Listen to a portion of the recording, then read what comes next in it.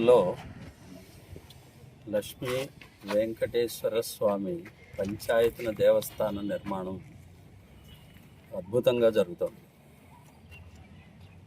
అద్భుతము అనేటువంటి దానికి కారణం ఏంటి అంటే, ఇది మొత్తము కూడా గ్రానైట్ శిలతో మాత్రమే నిర్మాణం జరుగుతుంది.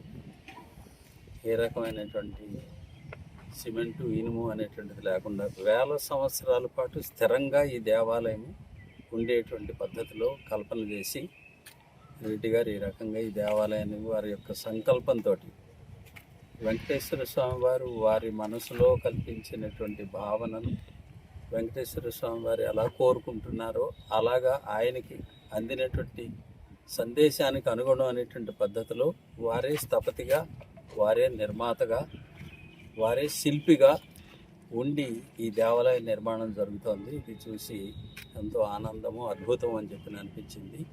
అతి త్వరలో ఈ దేవాలయం ఈ చుట్టుపక్కల ఉండేటువంటి గ్రామాలు, కర్నూలు జిల్లాలో ఉండేటువంటి ప్రజలందరి యొక్క సహాయ సహకారాలతో అతి త్వరలో విగ్రహ ప్రతిష్ఠ జరుగుతుంది అనేటువంటి పరమ విశ్వాసాన్ని నేను ప్రకటిస్తూ ఉన్నాను.